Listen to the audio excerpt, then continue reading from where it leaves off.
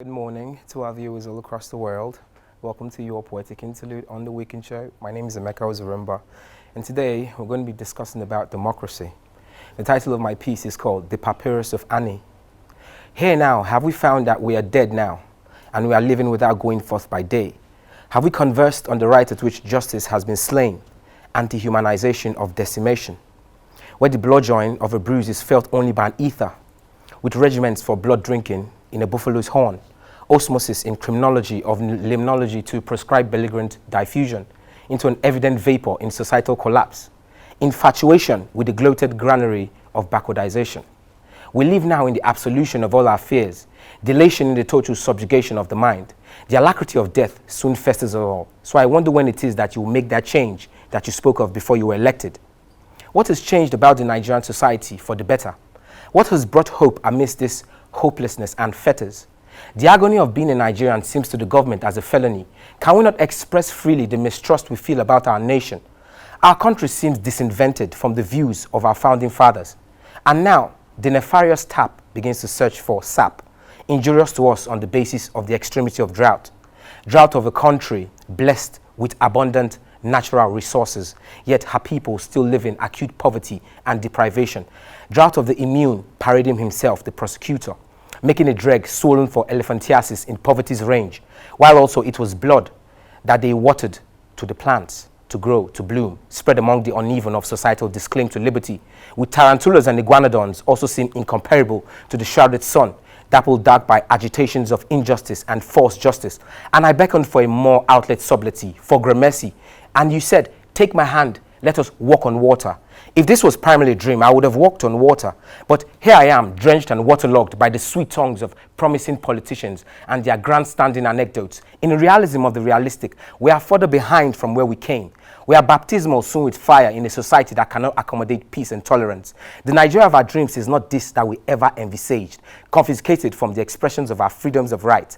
And I beckon, look into the terrace of such a societal exclusion, where the youth are roaming the streets, jobless and redundant, where the solar plexus pain kills a pensioner because he couldn't afford 15 naira for Panadol or Amatem. The pensioner's benefits are now called the national cake, where our schools are insecure and we have no safe schooling, where a man cuts up for himself the money for a whole generation. Lest there comes, as I ask, what more to repair? What more of an antidote to the dolt of anti-humanism and political agnosticism than pro-humanism? We would have walked the aisle of a better road if we had given food for thought, to reason, if we had defined the borders through which we are to live as a nation. The usurper of a monogram has less parallelograms to depict the debacle to the tentacle, the widespread gates of societal anarchy and unthoughtfulness. This truly is the abhorrence of our Nigerian dreams, because Nigeria seems far from the connotation of success. Deep down any triviality, many Nigerians are unhappy the way Nigeria is run.